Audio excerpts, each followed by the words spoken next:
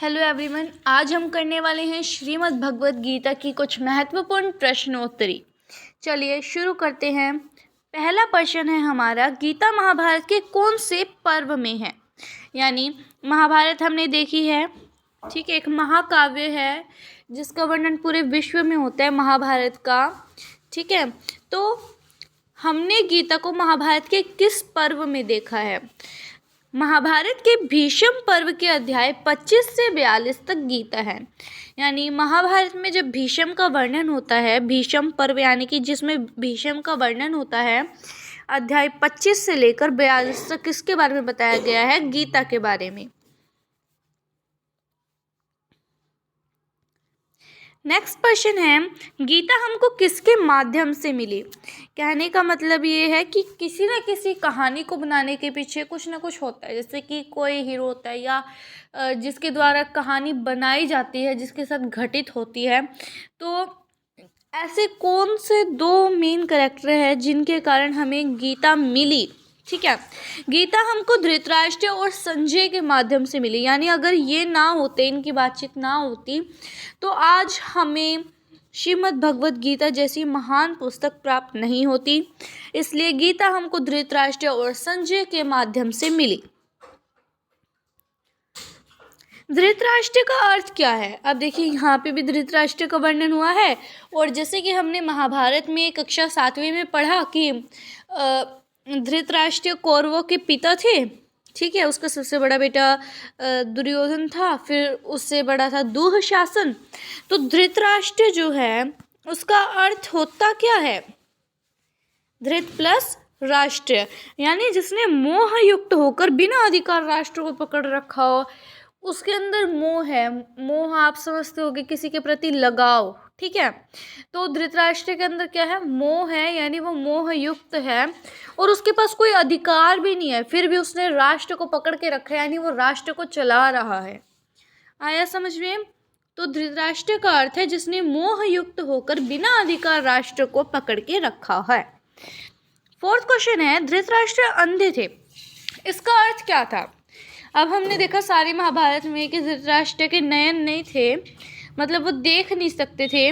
तो इसका अर्थ इन्होंने हमसे यहाँ पे पूछा है, धृतराष्ट्र को चर्म चक्षु नहीं थे और ज्ञान चक्षु भी नहीं थे। चर्म चक्षु का मतलब है, एक तो मतलब उसमें देखने की शक्ति नहीं थी, ठीक है। और ज्ञान चक्षु का मतलब है यहाँ पे कि भाई एक वो बड़ी जल्दी जो है बातों में पिघल जाता था। जैसे उसका बेटा दुर्योधन जो कुछ भी कहता था बड़ी जल्दी उसको मान लेता था, ठीक है। तो ना उसके पास चर्म चक्षु थे और ना ज्ञान चक्षु थे। चक्षु का मतलब आप समझते होंगे नयन, आँख जिसे बोलते हैं।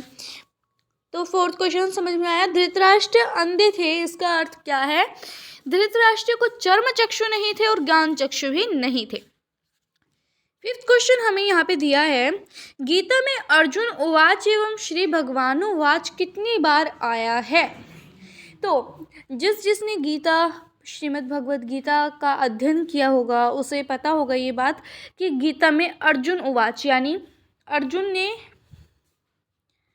जो है कितनी बार उवाच किया और श्री भगवान उवाच जो है कितनी बार आया।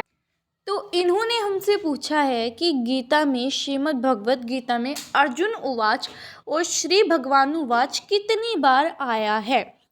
तो यहाँ पे इसका उत्तर है कि अर्जुन उवाच 20 बार तथा श्री भगवान उवाच 27 बार यहाँ पे आया है, जिसमें अर्जुन और श्री भगवान किशन जी की जो शायद वार्तालाप हुई वो यहाँ पे दिया गया है कि अर्जुन उवाच 20 बार तथा श्री भगवान उवाच 27 बार आया है। अब श्रीमद् भगवत गीता का जो मतलब भगवान थे जिनके बारे में यहाँ पे लिखा गया वो कौन थे, श्री कृष्ण जी हम बोल सकते हैं, विष्णु भगवान हम बोल सकते हैं, जिन्होंने अर्जुन को गीता का महत्वपूर्ण उपदेश दिया था। और वो उपदेश भी हम किसी वीडियो में अच्छे से पढ़ेंगे और उसका अध्ययन करेंगे। सबसे पहले हम देखते हैं क्वेश्चन नंबर 6 पे आ गए हैं, गीता में भगवान ने कुल कितने श्लोक बोले। यहाँ पे भगवान कौन था अभी आपको बताया, श्री कृष्ण जी। तो श्री कृष्ण जी ने कितने श्लोक बोले, जैसा कि हमने पढ़ा है कि श्रीमद् भगवत गीता में कुल 700 श्लोक हैं। तो श्री कृष्ण जी ने उसमें से कितने श्लोकों यानी कि श्री कृष्ण जी ने उसमें कितने श्लोक बोले? 574, यानी 574 जो है श्लोक किसके द्वारा बोले गए? भगवान द्वारा, श्री कृष्ण द्वारा। 7वां प्रश्न है, संजय ने गीता में कुल कितने और अर्जुन ने कितने श्लोक बोले? देखिए 574 यानी 574 किसके द्वारा बोले गए? श्री कृष्ण जी द्वारा। और संजय ने गीता में कुल कितने श्लोक बोले तथा अर्जुन ने कितने श्लोक बोले, वो यहाँ पे पूछा गया है। तो संजय ने कुल 40 श्लोक बोले थे और अर्जुन ने कुल 85 श्लोक जो है बोले थे, उनका उच्चारण किया था। तो यहाँ पे हो जाते हैं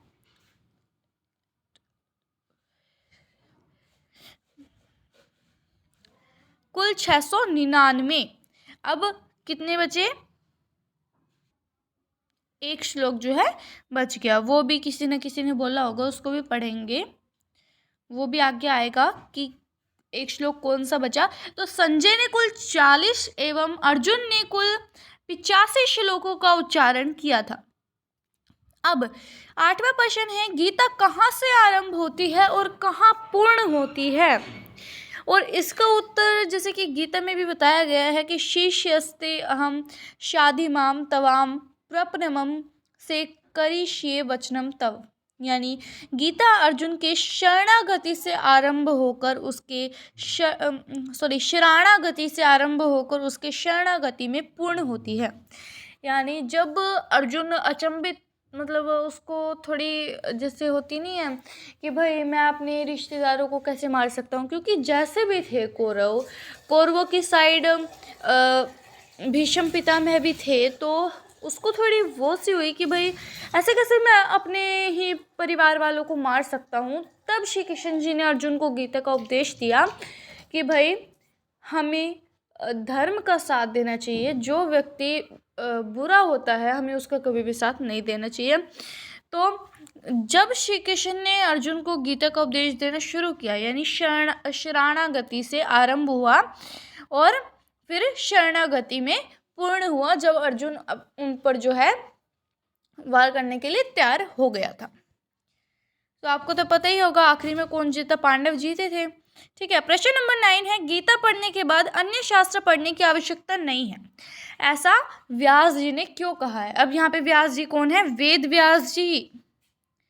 आया समझ में? वेद व्यास जी हैं यहाँ पे। तो इन्होंने बोला है कि गीता पढ़ने के बाद अन्य शास्त्र पढ़ने की आवश्यकता नहीं है। ठीक है, ऐसा व्यास जी ने क्यों बोला? इसका कारण ये था कि गीता स्वयं पद्मनाभ भगवान श्री विष्णु के मुखारविंद से निकली हुई है, यानी कि जो गीता के श्लोक है, जो गीता का ज्ञान है, वो साक्षात भगवान विष्णु के मुख द्वारा बोली गई है, यानी उनके द्वारा कही गई है। तो अगर हम गीता का अध्ययन करते हैं तो हमें और किसी शास्त्र का अध्ययन करने की जरूरत नहीं है, आवश्यकता नहीं है। आया समझ में? तो हमने 9 प्रश्न कर लिए हैं। प्रश्न नंबर 10, भगवान श्री कृष्ण ने गीता का महात्म्य गीता के कौन से श्लोकों में बताया है? यानी कि भगवान श्री कृष्ण ने गीता का महत्व श्रीमद् भगवद गीता के कौन से श्लोक में गीता का महत्व बताया है? अध्याय 18 के 68 से 71 तक श्लोकों में। तो जो अध्याय 18 है, गीता में कुल कितने श्लोक है? 18 श्लोक है। ठीक है, सॉरी, गीता में कुल कितने अध्याय हैं? 18 अध्याय हैं। ठीक है, तो अध्याय 18 के 68 यानी कि 68 से 71 श्लोकों तक सब में जो है भगवान श्री कृष्ण ने गीता का महत्व बताया है। प्रश्न नंबर 11, संजय शब्द का क्या अर्थ है? अभी हमने बिल्कुल जस्ट 2-3 मिनट पहले पढ़ा था कि धृतराष्ट्र और संजय के माध्यम से हमें गीता प्राप्त हुई। तो हमने धृतराष्ट्र का अर्थ पता किया, क्या था? जो मोहयुक्त होकर बिना अधिकार के राष्ट्र को चलाता है, वो कौन होता है? धृतराष्ट्र होता है। अब हमें बताना है संजय शब्द का क्या अर्थ है। तो अगर हम इसका संधि विच्छेद करेंगे तो संजय का होएगा सम प्लस जय। ठीक है, तो सम का मतलब होता है सत्य, जय का मतलब होता है की जय। तो इसका क्या अर्थ हो गया संजय का? सत्य की जय। 12वां प्रश्न है महाशुचः का अर्थ क्या है। महाशुचः, शुचः यानी कि शोक, शोक यानी कि दुखी होना। जैसे कोई हमारे घर में किसी की डेथ हो जाती है तो हम शोक मनाते हैं, दुखी होते हैं। उसी प्रकार से शुचः का मतलब है शोक। माँ का मतलब है मत करना। माह शुचः का मतलब होता है शोक मत करना, यानी दुखी मत होना। प्रश्न नंबर 13 है गीता में प्रयुक्त छंद का नाम क्या है। गीता में प्रयुक्त छंद का नाम क्या है। जैसे हम क्या कर देते हैं, एक तो होता है उसके पार्ट्स में डिवाइड कर देना, ठीक है। जैसे हमारा कॉन्स्टिट्यूशन है वो कई सारे आर्टिकल्स में डिवाइड है, उसी प्रकार से जो हमारी श्रीमद् भगवत गीता है उसके छंद हैं, उसके पार्ट्स है। तो गीता में प्रयुक्त छंद का नाम क्या है, वो है अनुष्टुप छंद। क्या है, अनुष्टुप, अनुष्टुप छंद, ठीक है। प्रश्न नंबर 11 है, प्रश्न नंबर 14, अनुष्टुप छंद में एक श्लोक में कितने अक्षर होते हैं। अभी हमने पढ़ा कि गीता में प्रयुक्त छंद का क्या नाम है, अनुष्टुप छंद, और अब इन्होंने पूछा कि अनुष्टुप छंद के एक श्लोक में कितने अक्षर होते हैं। तो उत्तर है 32 अक्षर, यानी 32 अक्षर जो है एक श्लोक में होते हैं। प्रश्न नंबर 15, गीता का उपदेश कुरुक्षेत्र के कौन से स्थान पर दिया गया। जैसे कि हमने पढ़ा कि जो श्रीमद् भगवत गीता का जो उपदेश था वो श्री कृष्ण द्वारा अर्जुन को दिया गया था। कब, जब कौरवों और पांडवों के बीच लड़ाई हो रही थी। लड़ाई का क्या नाम था, महाभारत, ठीक है।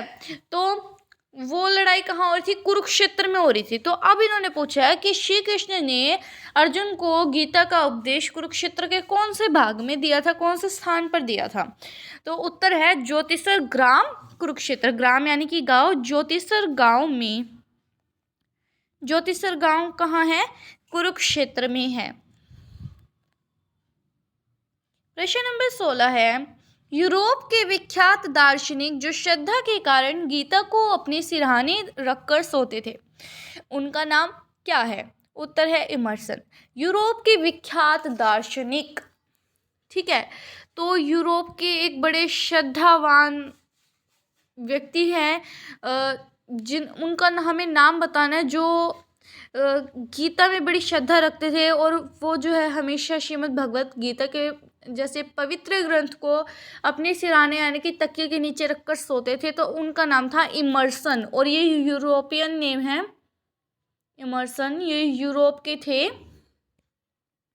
Is it clear to all.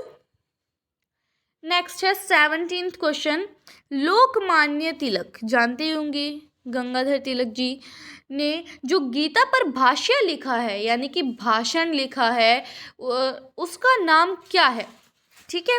तो लोकमान्य गंगाधर तिलक जी ने जो गीता पर भाष्य, जो भाषण लिखा है, उसके बारे में टिप्पणी लिखी है, तो उसका नाम बताना है हमें। वो है श्रीमद् भगवत गीता रहस्य अर्थात कर्म योग शास्त्र, यानी कि श्रीमद् भगवत गीता का रहस्य, अर्थात का मतलब है यानी कर्म योग शास्त्र, जिसमें हमारे कर्मों के बारे में बताया गया है। नेक्स्ट है प्रश्न नंबर 18, संत विनोबा भावे जी की गीता पर कौन सी पुस्तक विख्यात है। अर्थात यानी संत विनोबा भावे जी ने गीता पर कौन सी पुस्तक जो है लिखी है, गीता से इंस्पायर होकर कौन सी पुस्तक जो है उन्होंने लिखी है। एक है गीता प्रवचन और एक है मराठी में एक पुस्तक है गीताई। गीताई का मतलब होता है, देखिए मराठी में जो पीछे वाला प्रत्यय है आई, उसका मतलब होता है माँ। मराठी में आई का मतलब होता है माँ और गीता का मतलब तो गीता ही रहेगा ना। तो मराठी में एक उन्होंने पुस्तक लिखी है गीताई, जिसका मतलब है गीता माँ, और एक पुस्तक उन्होंने लिखी है गीता प्रवचन, जिसमें गीता के उपदेशों के बारे में ही बताया गया है। प्रश्न नंबर 19, गीता के द्वैत मत परक व्याख्याकार का नाम बताओ। द्वैत मत परक व्याख्याकार का नाम बताओ अर्थ है कि जिसने गीता को अनेक रूपों से जाना है, ठीक है, उन व्याख्याकार का हमें नाम बताना है, वो है माधवाचार्य। कौन है? माधव आचार्य। ठीक है, जिन्होंने गीता को अनेक रूपों से जाना है, उसकी व्याख्या की है, उसकी परख की है, उनका नाम है माधवाचार्य। प्रश्न नंबर 20 और ये हमारा आखिरी प्रश्न है, वल्लभाचार्य ने गीता की व्याख्या किस मत के अनुसार की? जो वल्लभाचार्य जी थे, इंग्लिश में ऐसे स्पेलिंग बनती है उनकी, वल्लभाचार्य जी ने गीता की व्याख्या, श्रीमद् भगवत गीता की व्याख्या किस मत के अनुसार की? मत होता है कि अपनी अपनी बात को दूसरों के सामने प्रकट करना, रखना, ठीक है, तो वो था शुद्धाद्वैत मत। शुद्धाद्वैत मत के द्वारा जो है वल्लभाचार्य जी ने गीता की व्याख्या की थी। तो ये थे हमारे कुछ 20 प्रश्न श्रीमद् भगवत गीता के। नेक्स्ट वीडियो जल्दी आएगी, तो अगर आपको ये प्रश्न समझाने का तरीका अच्छा लगा हो तो वीडियो को सब्सक्राइब और लाइक ज़रूर कर दीजिएगा और कमेंट में ज़रूर बताइएगा।